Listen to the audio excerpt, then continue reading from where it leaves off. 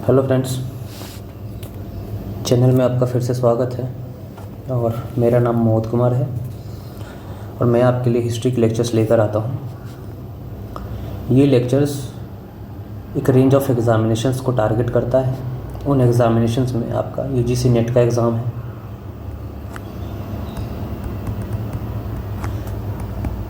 PGT अगर दे रहे हो तो भी बहुत इम्पॉर्टेंट है, यूपीएससी या स्टेट पीसीएस।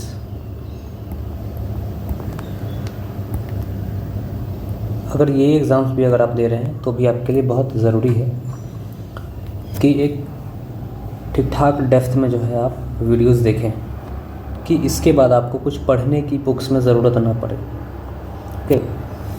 और बीए के स्टूडेंट्स के लिए मैं कहना चाहता हूँ कि बीए के स्टूडेंट्स के लिए मैंने इस लेक्चर के एंड में क्वेश्चंस में डिस्कस करूँगा कि किस तरह के क्वेश्चंस जो है इस वाले सेक्शन से आपके पूछे जाते हैं मॉडर्न इंडिया में, और फिर उसको डील कैसे करना है ये भी हम बात करेंगे। इकोनॉमिक हिस्ट्री हम आज से स्टार्ट कर रहे हैं। ये सेकंड लेक्चर का जो है मॉडर्न इंडिया सीरीज़ का जो है ये सेकंड लेक्चर होगा।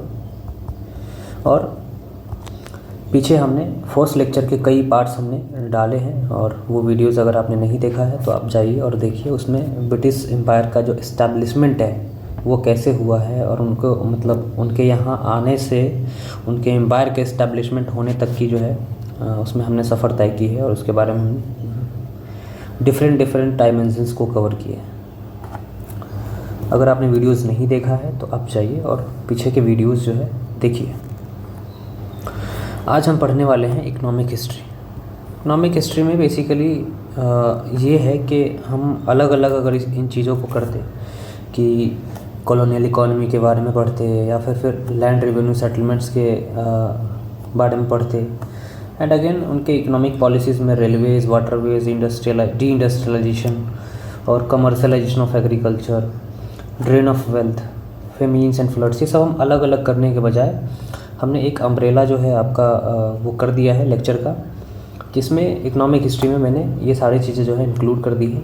और इसमें मैं बारी बारी से पार्ट वाइज पार्ट जो है पढ़ाऊँगा आपको। फर्स्ट पार्ट में हम कॉलोनियल इकोनॉमी के कॉन्सेप्ट्स के बारे में बात करेंगे कि क्या क्या कॉन्सेप्ट्स हैं और क्या धारणाएं रही हैं हिस्टोरियंस की, उसके बारे में बात करेंगे। देन सेकंड जो है हम लैंड रेवेन्यू सेटलमेंट्स के बारे में बात करेंगे, basically the apparatus of extracting land revenue. Okay, कि कैसे जो है लैंड रेवेन्यू एक्सट्रैक्ट किए जाते थे। इसमें हम तीनों जो है लैंड रेवेन्यू सेटलमेंट्स को जो है पढ़ेंगे, permanent settlement, ryotwari, mahalwari. Okay, इसको ज़मींदारी भी बोलते हैं परमानेंट सेटलमेंट को, तो हिंदी वाले बच्चे जो है ध्यान देंगे। उसके बाद थर्ड जो हमारा सेक्शन होगा, थर्ड पार्ट जो होगा, इसमें भी हम कई सब पार्ट्स में जो है वीडियो डालेंगे। कोशिश करेंगे कि 1 घंटे या उससे कम का ही वीडियो डालें, ज़्यादा लंबा ना हो वीडियो। इसलिए मैं ट्राई करता हूँ कि जितने भी पार्ट्स हो सके इसके उतने पार्ट्स में मैं बनाऊँगा वीडियोस, और ट्राई करूँगा कि वीडियो लंबा ना हो। ओके, अब देखिए क्या है कि अगर आप बुक्स नहीं पढ़ना चाहते हैं तो फिर आपको वीडियोस तो थोड़ी लंबी देखनी पड़ेगी, अदरवाइज़ आप कंटेंट का एक मेजर बल्क जो है वो मिस कर देंगे। और कंटेंट मिस कर देंगे तो फिर प्रॉब्लम होगी कि अगर आप बीए के एग्ज़ाम्स लिख रहे हैं तो आपको एग्ज़ाम में कंटेंट नहीं रहेगा लिखने के लिए। अगर यूपीएससी का एग्ज़ाम लिख रहे हैं उसमें कंटेंट नहीं रहेगा लिखने के लिए। अगर आप एमसीक्यू सॉल्व करते हैं तो उसका एक लिमिटेशन होगा कि आप पर्टिकुलर चीज़ें ही अगर पूछी जाती हैं तो ही आप डील करवाएंगे, अदरवाइज़ आप डील करने में सक्षम नहीं होंगे। थर्ड में हम ये देखेंगे, थर्ड जो हमारा लेक्चर का पार्ट होगा उसमें हम ब्रिटिश इसके इफ़ेक्ट्स के बारे में बात करेंगे कि ब्रिटिश इकोनॉमिक पॉलिसी के इफ़ेक्ट्स क्या रहे हैं। और उनमें हम फर्स्ट जो है रेलवे के कंस्ट्रक्शन और इनके इफ़ेक्ट की बात करेंगे, वाटरवेज़ के कंस्ट्रक्शन और वाटरवेज़, और बेसिकली हम वाटरवेज़ में बेसिकली ये बात करेंगे वाटर से ट्रांसपोर्ट कैसे होता था, और फिर इसमें इरिगेशन वगैरह का जो है सिस्टम क्या है, फिर जो एम्बैंकमेंट्स होते थे उनके क्या प्रभाव रहे हैं। ओके, तो बेसिकली ये आपकी अंडरस्टैंडिंग को इन्हांस करने के लिए है। मैं कई चीज़ों को जोड़ के बताऊंगा कि रेलवेज़ और वाटरवेज़ कैसे कमर्शलाइजेशन के लिए इम्पोर्टेंट था, कैसे इससे डी इंडस्ट्रियलाइजेशन हुआ। ओके, तो ये सारे जो है मैं जोड़ के समझाऊंगा आपको। तो उसके बाद थर्ड इसमें हम डी इंडस्ट्रियलाइजेशन करेंगे। औद्योगिकीकरण हिंदी में शायद बोलते हैं इसको। अगर आपको दिक्कत हो रही है तो सिंपली आप गूगल ट्रांसलेटर में जाइए और ट्रांसलेट करके इनकी हिंदी जो है देख लीजिए। हिंदी मीडियम वाले बच्चों को मैं बताता हूँ। उसके बाद कमर्शलाइजेशन जो है एग्रीकल्चर का, उसकी बात करेंगे। इसमें कमर्शलाइजेशन में क्या क्या किया गया था, क्यों किया गया था, कि ये सारी बातें हम करेंगे। और देखेंगे कि इंडिया में प्लांटेशन इंडस्ट्रीज़ जो है लगाई जाती है, टी, कॉफ़ी, इन सब चीज़ों की, कि पहले नहीं होता था हमारे यहाँ सबका। उसके बाद ड्रेन ऑफ वेल्थ की बात करेंगे। इससे रिलेटेड बहुत सारी थियरीज़ हैं, उसकी बात करेंगे। कुछ किताबें लिखी गई थी, उसकी बातें करेंगे, जो आपके एग्ज़ाम में हो सकता है पूछे, नेट के एग्ज़ाम में मिलान करने के लिए पूछ देते हैं कि कौन सा किताब किसका है। इवन स्टेट पीसीएस और यूपीएससी वगैरह में भी ये सारी चीज़ें जो है सवाल पूछी जाती है। नेक्स्ट हम फेमिन एंड फ्लड्स के बारे में करेंगे। इसमें फ्लड्स और फेमिन्स में हम बेसिकली मेजर फेमिन्स को कवर करेंगे और उसके साथ साथ उन फेमिन्स से रिलेटेड जो गवर्नमेंट की पॉलिसीज़ थी उसकी चर्चा करेंगे।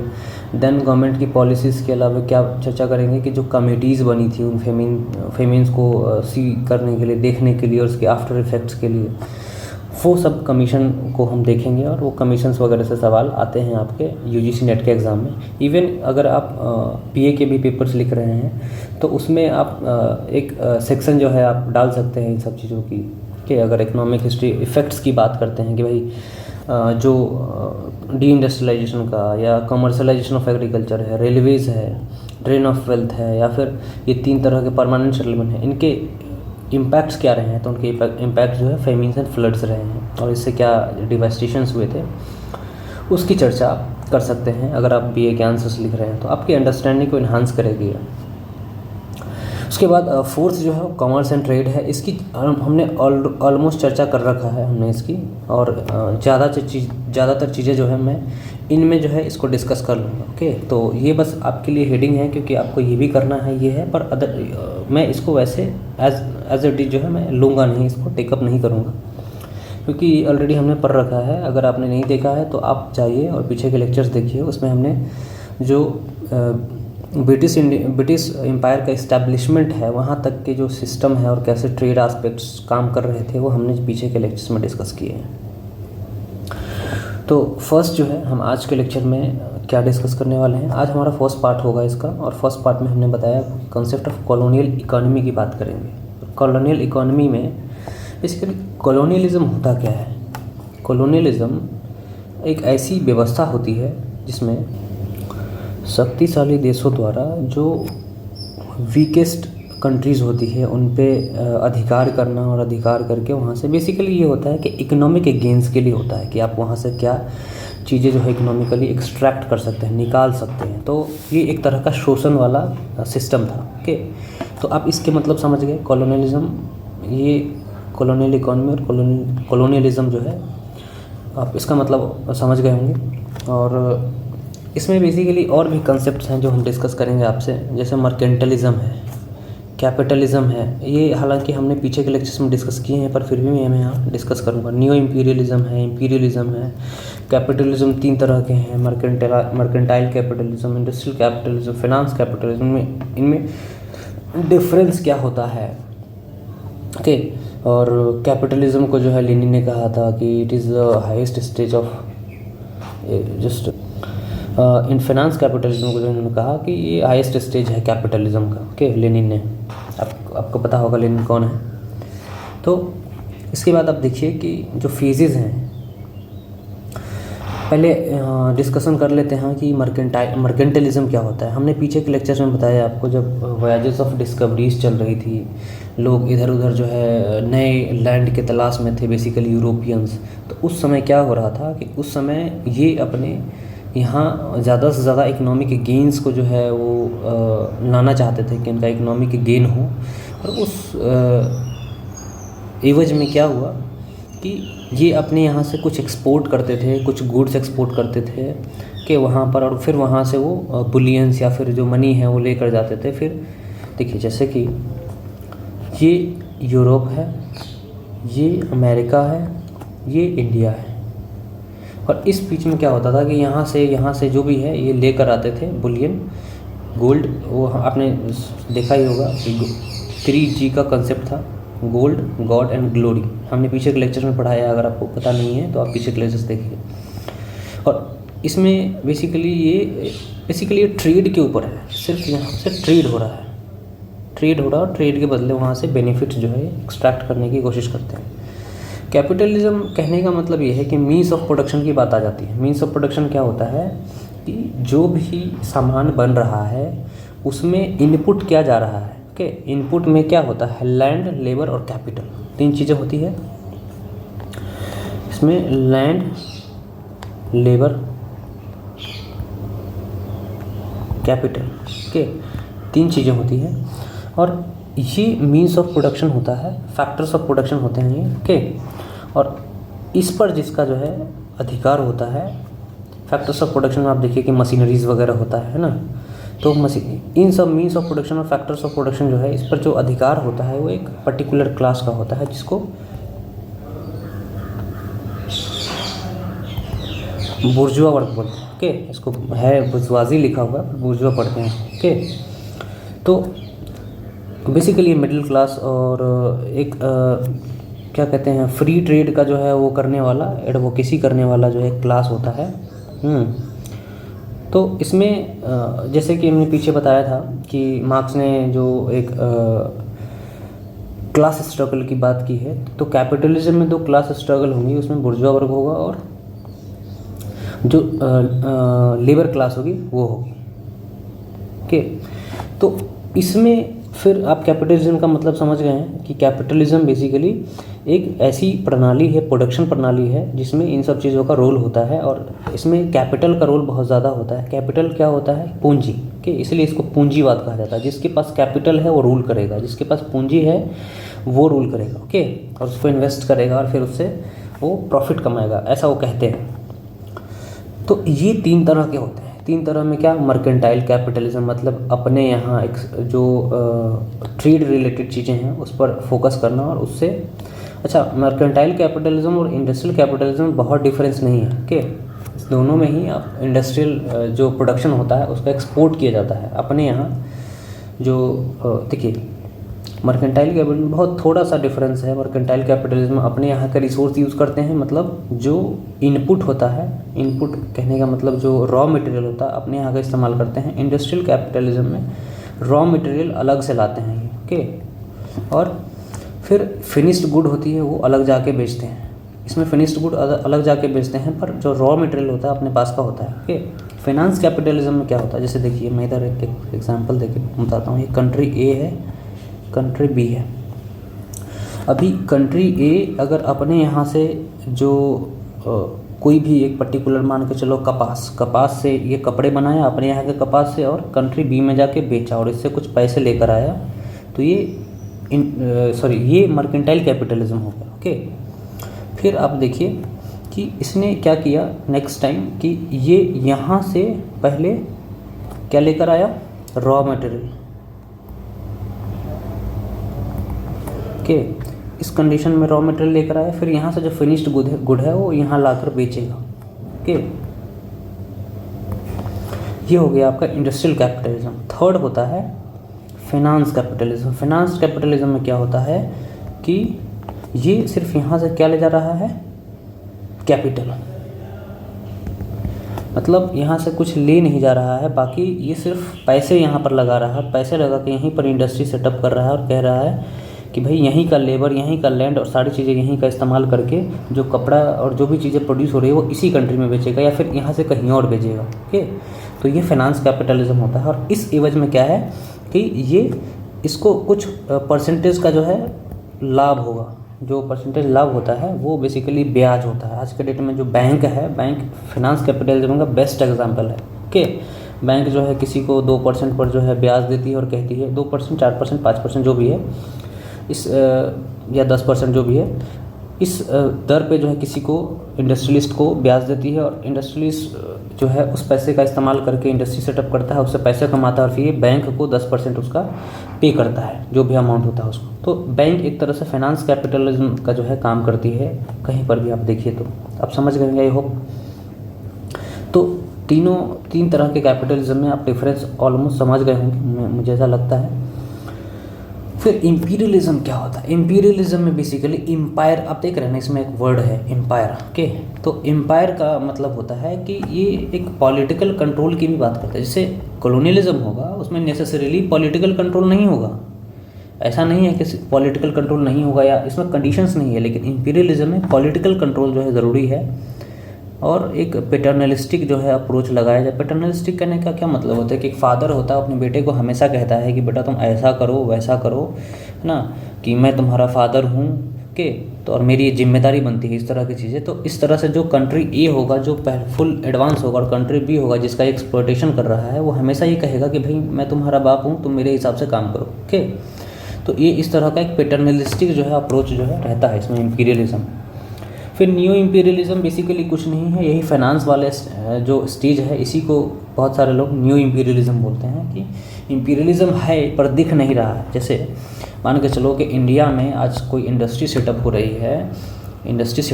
है कोई इंडस्ट्री ए, ओके, और इसका जो पैसा है वो कोई कंट्री ई से आ रहा है, किस रूप में? FDI के रूप में, फॉरेन डायरेक्ट इन्वेस्टमेंट, ठीक है।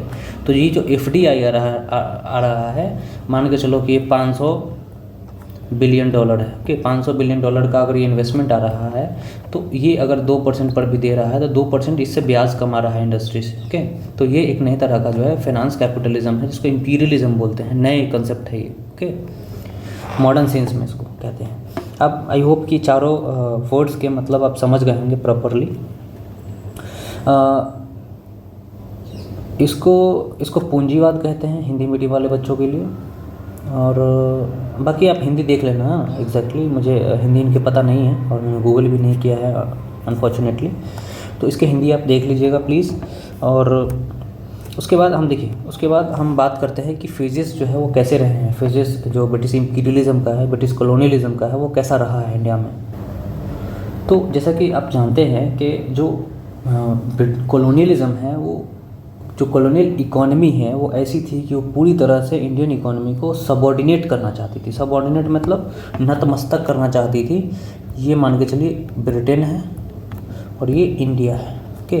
तो ये हमेशा इसकी पॉलिसी ऐसी रही है कि इसको हमेशा दबा के रखेंगे, ओके। तो आप इस चीज़ को समझ रहे हैं।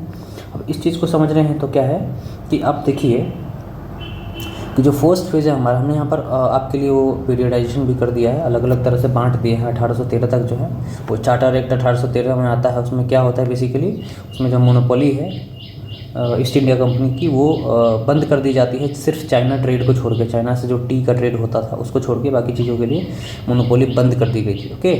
और जो प्राइवेट प्लेयर्स थे ब्रिटेन के, उनको भी यहाँ पर भागीदारी में देने के लिए जो है भागीदारी एक पॉलिसी जो है लाई गई, ओके। और इसके साथ साथ क्या हुआ, क्रिश्चियन मिशनरीज़ भी इस टाइम जो है अलाउ की गई यहाँ पर। ये सब बातें आप ध्यान रखिएगा, बहुत बेसिक चीज़ें हैं ये। और अगर आप MCQs दे रहे हैं एग्ज़ाम तो उसमें बहुत बेसिक सी चीज़ें हैं जो अंडरस्टैंडिंग के ऊपर है और आपको ये सब चीज़ें समझनी चाहिए। तो मर्केंटलिस्ट में फर्स्ट जो है आपका मर्केंटलिस्ट फेज़ है। आप 1757 में क्या हुआ आपको पता है, क्या हुआ था? कमेंट बॉक्स में करके बताएं। और इसके आफ्टर इफ़ेक्ट्स के बारे में बताएं कि 1765 में क्या हुआ, ट्रीटी ऑफ इलाहाबाद।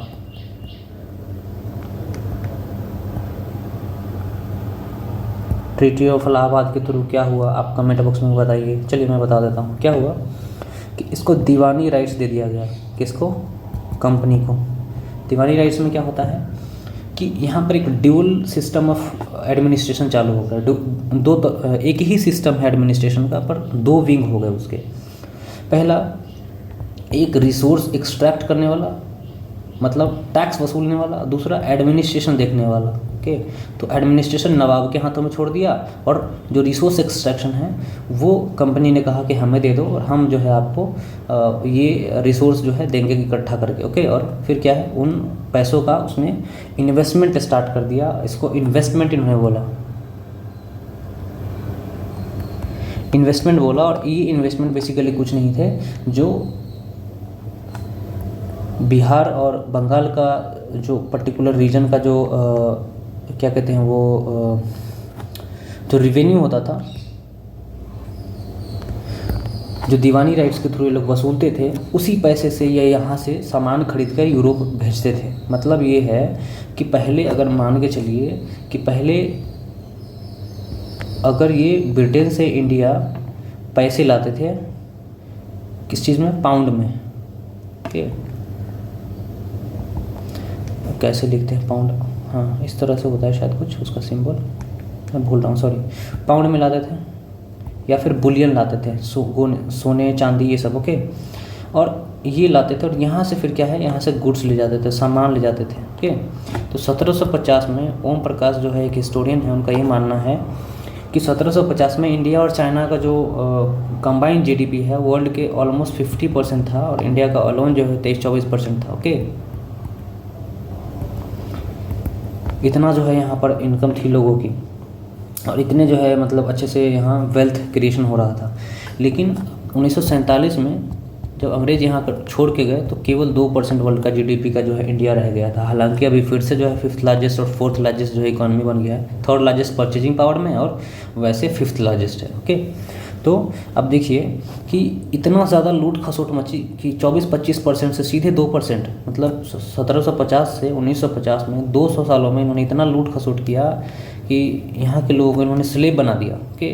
तो उसके लिए इन्होंने किस तरह की पॉलिसीज़ जो है वो अपनाई, वो अब देखिए कि इनिशियल फेज़ में क्या हुआ कि वो यहाँ के रेवेन्यू से ही सामान, अब क्या है कि अब देखिए कि ये वाला अगर चीज़ आप हटा दें यहाँ से, पैसे ला ही नहीं रहे हैं, तो यहीं का पैसा से वो ले जा रहे हैं यूरोपियन बाज़ार में और सामान बेच, मतलब यहाँ से पैसा भी इनको नहीं लाना पड़ रहा है और यहाँ से सामान भी ले जा रहे हैं और इस पर प्रॉफिट भी कमा रहे हैं। तो आप समझ रहे हैं कि कितना बड़ा जो है गेन था उनके लिए, ओके। तो इस तरह से आप देखिए कि ड्रेन जो है हमारे यहाँ, ड्रेन ऑफ वेल्थ की जो आगे कंसेप्ट में पढ़ाऊँगा वो यहीं से स्टार्ट हो जाता है और बहुत सारे एस्टिमेशंस हैं उसमें मैं बताऊँगा जब वो वाला लेक्चर हम करेंगे। तो इन्वेस्टमेंट में आप देखिए कि ये रेवेन्यू एक्सट्रैक्शन जो है डायरेक्ट जो है यहाँ से ले जाके और ये डायरेक्ट प्लंडर स्टार्ट हो गया, एक तरह की लूट मचने लग गई है। इसको प्लंडर ही बोलेंगे ना, यहीं के सामान से, यहीं के पैसे से यहीं का सामान ले जा रहा है खरीद के और यूरोप में बेच के प्रॉफिट भी कमा रहा है और यहाँ से पैसे भी उससे जो है ले जा रहा है उसी हिसाब से, कि उसके बाद आप देखिए कि जो पॉलिसीज़ हैं वो सारी की सारी जो है वैसी थी कि ज़्यादा से ज़्यादा इनको रिवेन्यू एक्सट्रैक्शन जो है करना है। जैसे परमानेंट सेटलमेंट लेकर आए हैं और उसमें एक सनसेट लॉ था, इन सब की हम चर्चा करेंगे, घबराइए नहीं। सनसेट लॉ था, उसमें क्या है कि जो रिवेन्यू वो होल्डर था उसको शाम के 5 बजे से पहले जो है वो सारी जो है जो भी एक्सट्रैक्शन है एक पर्टिकुलर डेट होता था उसमें शाम के 5 बजे से पहले उसको जमा करना होता था, अदरवाइज उसका जो रिवेन्यू कलेक्शन का राइट है वो आगे चल के बेच दिया जाता था, उसका जो है नीलामी हो जाती थी, ठीक है। तो ये सब चीज़ें होती थी और इस हिसाब से क्या है कि जो अगर किसी पर्टिकुलर व्यक्ति ए है जो ज़मींदार है और पीजेंट है पर्टिकुलर पी है, तो इस पे बहुत ज़्यादा वो रिपरेशन करेगा, इसको बहुत ज़्यादा दबाएगा, कहेगा नहीं तुम इतना पैसा दो, ओके। मतलब 20 रुपये अगर इसको वसूलने हैं तो 20 के बजाय 25 वसूलेगा, 30 वसूलेगा, ओके, क्योंकि इसको भी तो फ़ायदा चाहिए। तो इस वजह से क्या है कि पीजेंट के ऊपर जो खेतीहर थे, किसान थे, उनके ऊपर बहुत ज़्यादा जो है इससे इफ़ेक्ट पड़ा और वो बहुत ज़्यादा ऐसी स्थिति में चले गए कि उनको कई बार जो है उनको छोड़ के जाना पड़ा। इसमें प्रोफेसर विपुल सिंह हैं, डॉक्टर विपुल सिंह, उनका ये मानना है कि जो दियारा एरिया था, दियारा एरिया हमारे यहाँ बिहार में बेसिकली वैसे एरिया होते हैं जहाँ पर लैंड जो है ना वो उस पर डिपोजिशन होता है, बेसिकली वहाँ पे बालू होता है बहुत ये रिवर है, ओके। तो ये रिवर क्या है कि एक टाइम के बाद जो अपना कोर्स चेंज करती है इस तरह से, तो ये जो एरिया अपलैंड होता है इसको दियारा बोलते हैं और ये पूरा बालू होता है। और इस दियारे में जो रहने वाले मछुआरे क्लास होते थे लोग और वो थोड़े बहुत प्रोडक्शन भी करते थे, खेती भी करते थे। तो अभी वहाँ पर देखिए तरबूज वगैरह की खेती होती है, तो जो खेती करते थे वहाँ पर परमानेंट सेटलमेंट का जो है जो ज़मींदारी प्रथा है उसको स्टार्ट कर दी गई और उससे क्या है वहाँ के लोग माइग्रेट कर गए। वो लोग बोले कि भाई हम नहीं करेंगे पेमेंट रिवेन्यू, है ना, और वो वहाँ से माइग्रेट करके माइग्रेशन हो गया वहाँ से लोगों का। तो आप देख रहे हैं कि किस तरह से जो है सोशल इफेक्ट्स पड़े थे। ये सब एग्जाम्पल्स जो है आप एग्ज़ाम में दे सकते हैं, ओके। ये हवा में बातें नहीं हैं, उन्होंने लिखी है और मैंने पढ़ा है तब बता रहा हूँ, उनका रिसर्च है बेसिकली इसके ऊपर, ओके। तो जो मर्केंटाइल फेज़ है इसमें बहुत सारे, अब उसके बाद और चीज़ क्या होता है, जो प्रिंसली स्टेट्स हैं, प्रिंसली स्टेट्स कौन होते थे, जो राजा रजवाड़े होते थे, उनको फिर इन्होंने मर्ज करना स्टार्ट किया। मतलब जो राजे रजवाड़े हैं उनका जो है जो पर्टिकुलर जो है कोई किंग है उसका जो टेरिटरी है उसको इन्होंने एक्वायर करना स्टार्ट किया। आप देखते हैं ना बहुत सारे वॉर हुए हैं, है ना, इस पर्टिकुलर फेज़ में टीपू सुल्तान से जो है वॉर हुए। फिर पीछे के लेक्चर्स देखिए आप, उसमें हमने डिटेल में चर्चा की है। और ये फेज़ जो है ये करीब 1850 तक चलता है, जब तक ये सिखों को नहीं दबा देते हैं। ओके, सिख, मराठा ना, हैदराबाद, बहुत सारे ऐसे छोटे छोटे जो है प्रिंसिपैलिटीज़ थे, राजपूताना में प्रिंसिपैलिटीज़ थे, सिंध का अनेक्सेशन हुआ। इन सबको जो है ये ऐसा फेज़ है जब ये प्रिंसली स्टेट्स को भी एक्वायर कर रहे हैं। ओके, नए तरह के रेवेन्यू सेटलमेंट्स लेकर आए हैं।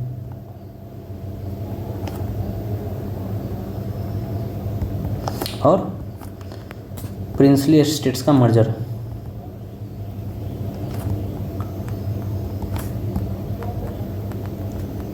ठीक है, ये सब पॉइंट्स आप ध्यान रखिएगा। नेक्स्ट हम देखें इंडस्ट्रियल कैपिटलिज्म वाला फेज। ओके, आप हमने क्यों ऐसे पीरियडाइजेशन में बांटा है आपको पता है, क्योंकि 1757 का जो इम्पोर्टेंस वो हमने आपको बताया, 1813 का इम्पोर्टेंस बताया, फिर 1858 का इम्पोर्टेंस आप जानते हैं कि 1857 में 1857 क्या हुआ था, रिवोल्ट हुआ था हमारे यहाँ। और उस रिवोल्ट को बहुत सारे लोग सिपोई म्यूटनी बोलते हैं, बहुत सारे लोग कहते हैं कि फर्स्ट वॉर ऑफ इंडिपेंडेंस था, बहुत लोग कहते हैं कि भाई ये पीजेंट इन यूनिफॉर्म लोग जो थे जिन्होंने अवध के एनेक्सेशन को लेके जो है बहुत ये किया, उनके अंदर बहुत ज़्यादा वो भरी हुई थी, तो इसलिए कुछ इसको हिंदू मुस्लिम कंस्पिरेसी बोलते हैं। ठीक है, तो बहुत सारे व्यूज़ हैं जो मैं 1857 जब आपको पढ़ाऊँगा तो आपको बताऊँगा क्या क्या व्यूज़ हैं, किन के व्यूज़ हैं। ओके, पर 1857 के बाद क्या हुआ कि जो ब्रिटिश जो है दो चीज़ें इन्होंने बंद कर दी। क्या? पहले इन्होंने सोशल रिफॉर्म्स जो कर रहे थे, सती प्रथा का बंद करो, है ना, और ये बंद करो, वो बंद करो, पॉलीगैमी बंद करो, चाइल्ड मैरिज बंद करो, ये सारा जो चीज़ है ना इन्होंने बंद कर दिया। इन्होंने रिफॉर्म्स करना बंद कर दिया, बोला भाई तुम जैसे रह रहे हो वैसे ही रहो। ओके, दूसरा इन्होंने क्या किया, दूसरा इन्होंने अनेक्सेशन जो है, जो प्रिंसली स्टेट्स हैं उनका बंद कर दिया। और यहाँ पर एक कॉन्सेप्ट आया ब्रिटिश पैरामाउंटेसी।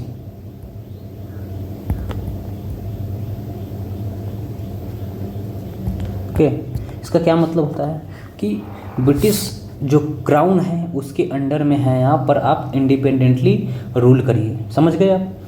तो ये कॉन्सेप्ट लाया गया। और आप देखिए कि इस प्रकार से जो प्रिंसली स्टेट्स है ये दो बदलाव हुए। और ये बदलाव होने के साथ साथ और क्या हुआ कि इस समय तक आके 1820 के दशक में क्या होता है, इंडस्ट्रियल बूम आता है।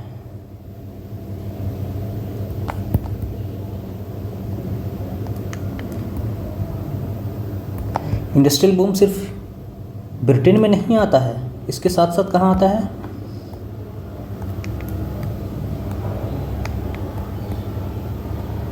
जर्मनी, यूएसए और भी जो रशिया है, इन सब जगहों पे भी आता है।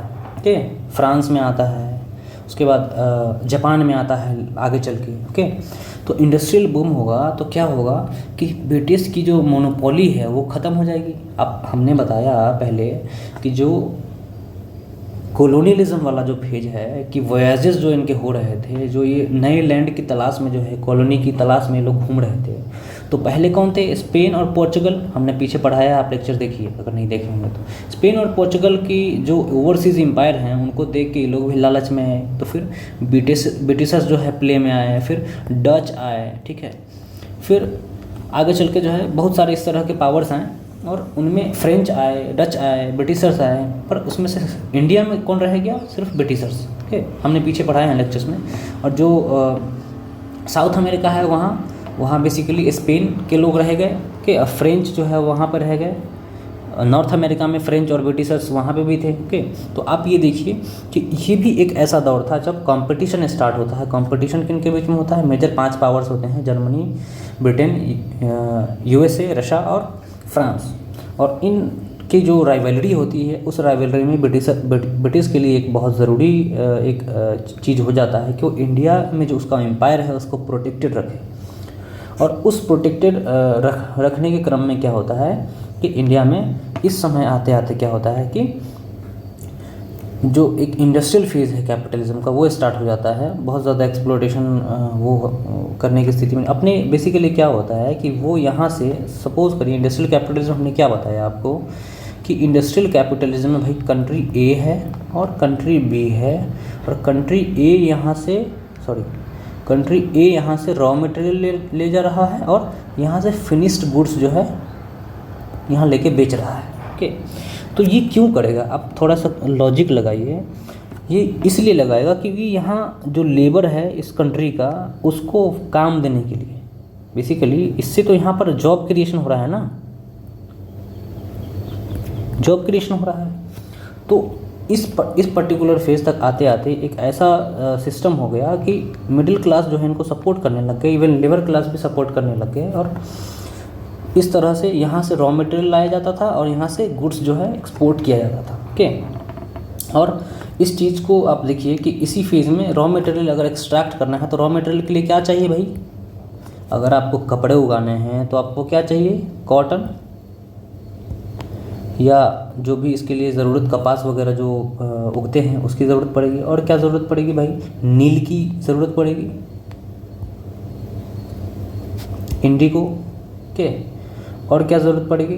तो यहाँ पर कॉटन बूम आता है, आगे चल के हम बात करेंगे उसकी जब इंडस्ट्रियलाइजेशन की बात करेंगे। उसके बाद रॉ मटेरियल में और क्या चीज़ें हैं, इस तरह की जो है चीज़ें यहाँ से ले जाते हैं। और क्या है? जूट, बंगाल से जूट जाता था। डांडी एक जगह है यूरोप में, वो डंडी नहीं जो जहाँ पे गांधी जी ने वो नमक का जो है साल्ट सत्याग्रह की थी। ओके, वो वाला डंडी नहीं है, डंडी अलग है, यूरोप में है। ओके, तो यहाँ से जूट डंडी जाता था। ओके, और फिर प्रोसेसिंग वगैरह होके और फिर वहाँ से सामान बन के हमारे यहाँ आता था। तो ये वाले फेज़ में आप देखिएगा कि ऐसा फेज़ है जब कमर्शियलाइजेशन हो रहा है एग्रीकल्चर का। कमर्शियलाइजेशन क्या होता है भाई?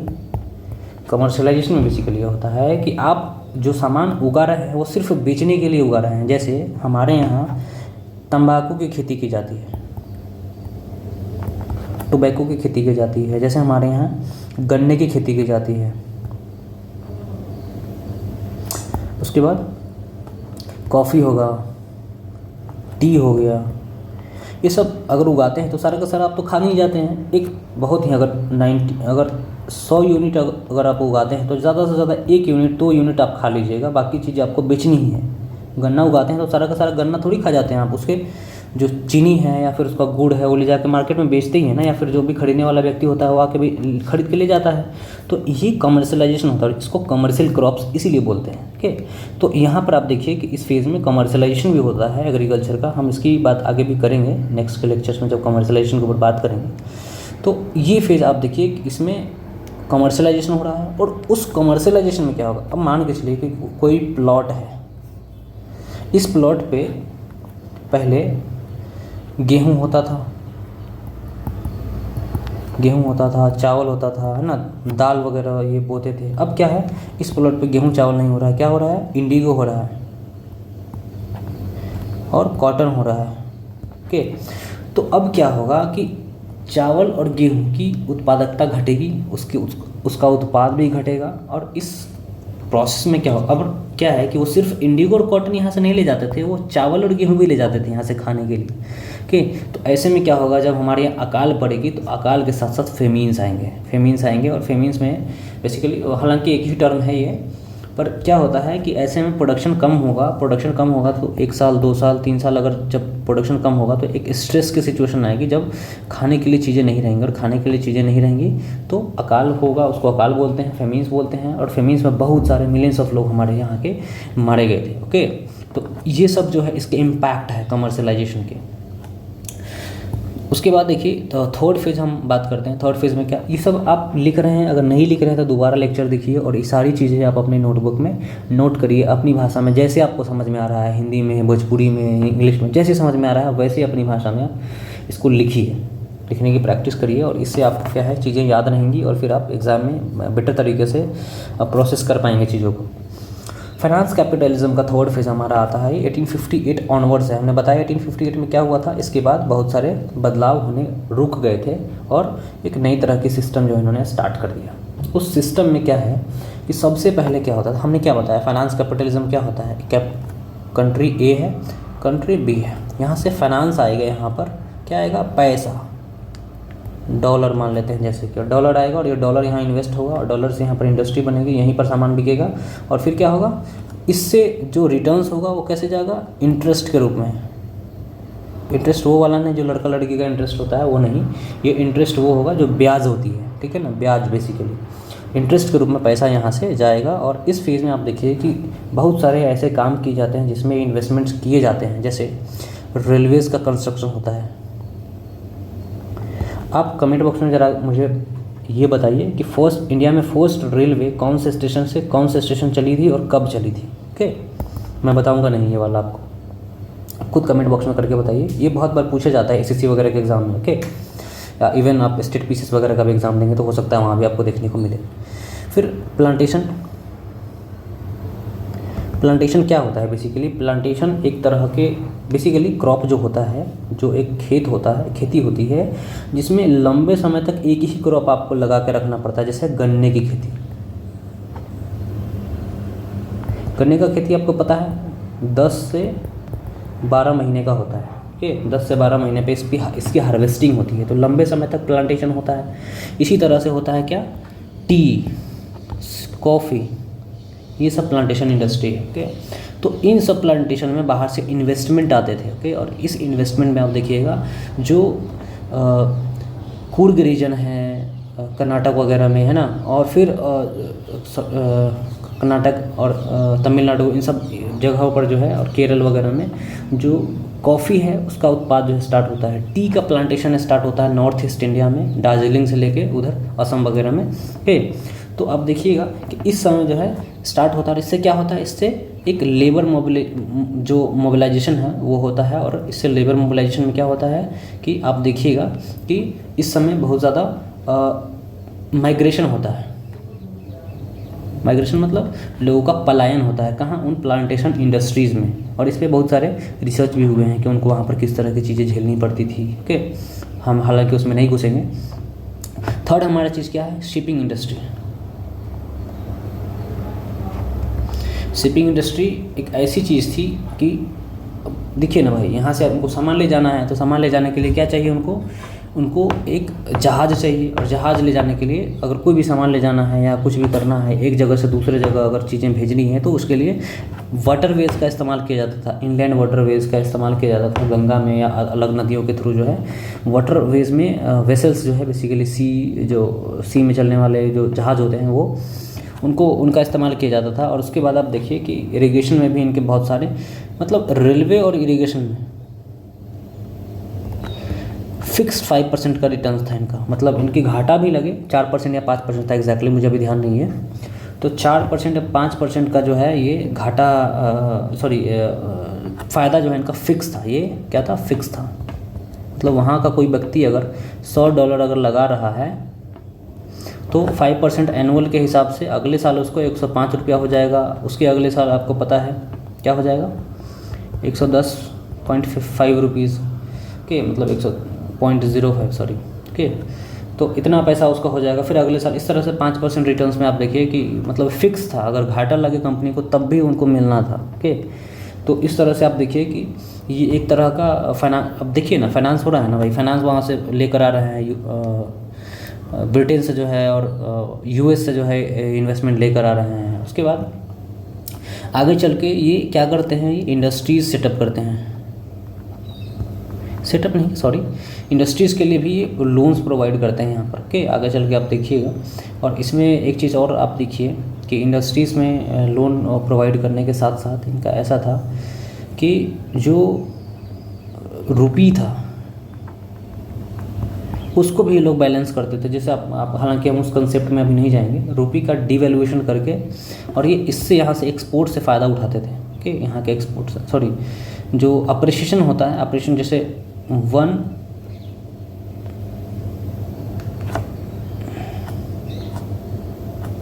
1 शिलिंग 4 पेनीज, ठीक है, 1 शिलिंग 4 पेनीज के हिसाब से ये ऐसा मतलब होना चाहिए था। यहाँ के इंडस्ट्रियलिस्ट 1927 में ऐसा मांग कर रहे थे, लेकिन इन्होंने 1 शिलिंग 6 पेनीज जो है वो डाल दिया, 1 रुपये का, ओके, जो वैल्यू है वो।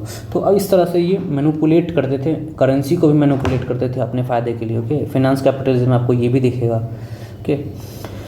ऐसे ही लेनिन ने इसको नहीं कहा था कि ये हाईएस्ट स्टेज ऑफ कैपिटलिज्म है, ओके। इसलिए कहा था क्योंकि इसमें आप देखिए कि कैपिटलिज्म की सारी चीज़ें दिख रही हैं, इंपीरियलिज्म, और इसको न्यू इंपीरियलिज्म में बोला गया आगे चल के। अब देखिए कि फिर अब ऐसे इस तरह की पॉलिसीज़ जो है कैसे सफल हुई और क्यों आया। फर्स्ट आप देखिए कि वाई, क्यों ऐसी पॉलिसीज़ जो है लेकर आए और कैसे इस तरह की चीज़ें जो हैं ये थर्ड फेज़ में कर पाए, फाइनेंस कैपिटलिज्म वाले फेज़ में। फर्स्ट आप देखिए कि एक्यूमुलेशन ऑफ कैपिटल हो रहा था, पूंजी का एक्यूमुलेशन क्या बोलेंगे, पूंजी का जो जमाव है वो हो रहा था, है ना, इकट्ठा इनके पास बहुत सारा पूंजी पड़ा हुआ था, क्योंकि बहुत लूटे थे पूरे वर्ल्ड से 200 सालों तक। हमने बताया ना अभी एग्जांपल देकर 1750 और 1950 के बीच का जो गैप है उसमें कितना लूटा था इन्होंने पूरे वर्ल्ड से। सिर्फ इंडिया का मैंने एग्जाम्पल दिया था, हालांकि इन्होंने पूरे वर्ल्ड से लूटा था। तो आप देखिए कि इनके पास बहुत ज़्यादा वेल्थ का अकुमुलेशन हो रहा था, अकुमुलेशन ऑफ कैपिटल, ये एक रीज़न था। दूसरा रीज़न क्या था कि अदर कंट्रीज से इनको कंपटीशन फेस करना पड़ा था। कंपटीशन किससे, आपको पता है, यूएस, रशिया, जर्मनी और फ्रांस के, इन सब कंट्रीज से इनको कंपटीशन फेस करना पड़ रहा था इस फेज़ तक आते आते 1858 के बाद। इस फेज़ तक आते आते एक चीज़ और हुआ था, ट्रांसपोर्टेशन में ना एक रेवोल्यूशनरी चेंज आया था। क्यों? क्योंकि रेलवेज स्टार्ट होता है इंडिया में 1852 में और वर्ल्ड में 1840s में स्टार्ट हो गया था, ओके। तो आप देखिए कि रेलवेज के स्टार्ट होने से और इसके साथ साथ टेलीग्राफ भी स्टार्ट हुआ था। इससे बहुत जल्दी जो है कहीं पर जो मैसेज अगर कन्वे करना होता तो बहुत जल्दी चला जाता था मैसेज। तो इस तरह से चीज़ें आप देखिए कि डेवलपमेंट हो रहे थे, कम्युनिकेशन का बहुत ठीक ठाक जो है रोल रहा है। उसके बाद आप एक चीज़ और हमने पहले ही 1857 के बारे में बता दिया था कि जो आफ्टर शॉक्स थे इसके, उसमें इन्होंने सोशल लेजिस्लेशन करने बंद कर दिए और यहाँ के लोगों से सिर्फ रेवेन्यू एक्सट्रैक्शन, फ़ायदे के लिए अपना देखिए, इकोनॉमिक फ़ायदे के बारे में सोच रहे थे, यहाँ के लोगों को अच्छे बनाने के लिए नहीं। और हालांकि ये कहते थे कि हम यहाँ पावर ट्रांसफ़र करना चाहते हैं, इसलिए यहाँ के लोगों को एजुकेट कर रहे हैं, पर ऐसा रियल में नहीं था। बहुत सारे इतिहासकार जो है इससे अग्री नहीं करते, ठीक। तो आज के लिए हम इतना रहने देते हैं और नेक्स्ट लेक्चर में हम लैंड रेवेन्यू सेटलमेंट्स करेंगे। और लैंड रेवेन्यू सेटलमेंट्स जो है हम ट्राई करेंगे कि ये तीनों एक ही लेक्चर में कर लें। अगर लेक्चर लंबा होगा तो परमानेंट सेटलमेंट एक वीडियो में कर लेंगे और रेतवारी महलवारी एक वीडियो में कर लेंगे। ये सारे वीडियोज़ आपके पार्ट वाइज पार्ट जो है डालेंगे हम। और उसमें आप देखिए कि हाँ, क्वेश्चंस आपके लिए जो ग्रेजुएशन वाले बच्चे हैं उनके लिए क्वेश्चंस रह गए हैं। देखिए इस वाले पोर्शन से आपसे सवाल कैसे पूछा जाएगा। पहला आपसे सवाल पूछा जाएगा कि अच्छा, ये वाले पोर्शन से आपके लिए बहुत कम चांसेस है कि ग्रेजुएशन में से सवाल बने, ग्रेजुएशन लेवल पर इससे बहुत मुश्किल है कि सवाल आपसे बनेगा। यूपीएससी वगैरह दे रहे हैं तो हो सकता है आपसे सवाल पूछा जाए इसमें, वो भी आपका ऑप्शनल हो तब।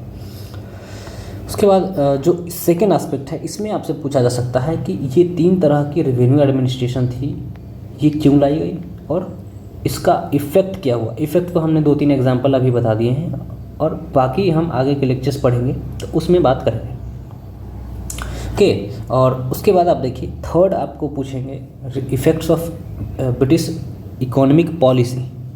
और इकोनॉमिक पॉलिसी के जो इफ़ेक्ट्स हैं उसमें आप देखिए कि ये तो पॉजिटिव एस्पेक्ट्स अगर आप ले सकते हैं तो ले सकते हैं, अदरवाइज़ ये भी क्या होता था, रेलवेज से 2 चीज़ें हुई। एक तो इनका जो वेल्थ का ट्रांसफ़र है वो बहुत ईजी हो गया, पेरीफेरी से लेकर, मतलब मान के चलिए ना भाई कि इंडिया है, ओके, और यहाँ से कोई सामान इनको ट्रांसपोर्ट करके यहाँ ले जाना है, यूरोप ले जाना है, तो यहाँ से क्या करेंगे, यहाँ से रोड के थ्रू जो है, रेलवे के थ्रू यहाँ से कनेक्ट करेंगे और यहाँ पे कोई पोर्ट होगा जिसमें जहाज़ में ला देंगे और फिर ले जाके यूरोप जाएंगे। तो रेलवे से कितना आसान हो गया। पहले ये बैलगाड़ी से और किसी और चीज़ से ले जाते तो कितना टाइम लगता, और कितना फाइनेंशियल बर्डन भी इनके ऊपर होता।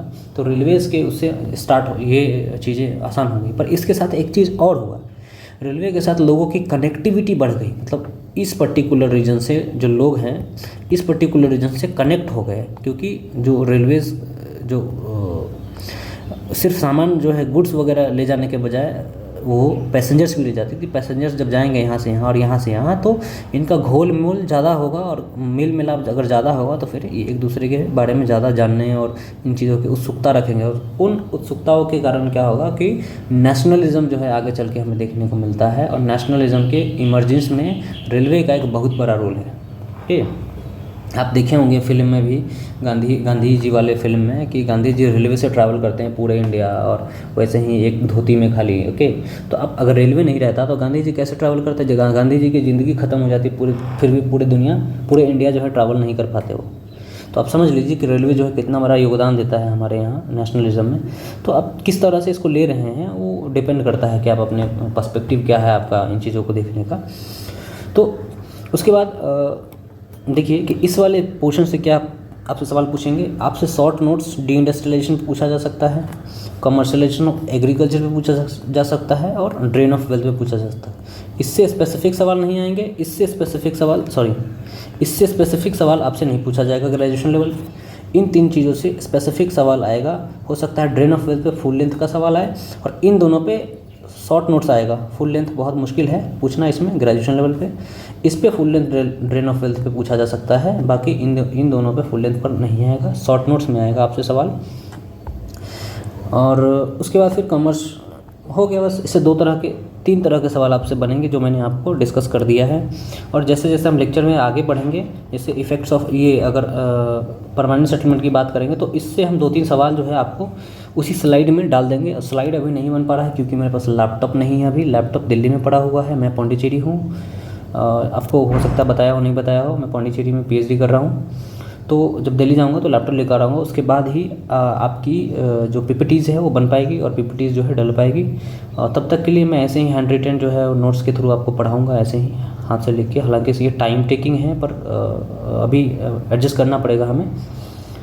और आज के लिए इतना रहने देते हैं। नेक्स्ट लेक्चर हम रेवेन्यू एडमिनिस्ट्रेशन के ऊपर करेंगे। और अगर आप चैनल पे नए हैं तो चैनल को सब्सक्राइब कर लीजिए, क्योंकि नेक्स्ट टाइम जब वीडियो डालूं तो आपको नोटिफिकेशन मिल जाए। बेल आइकन को प्रेस कर लीजिएगा।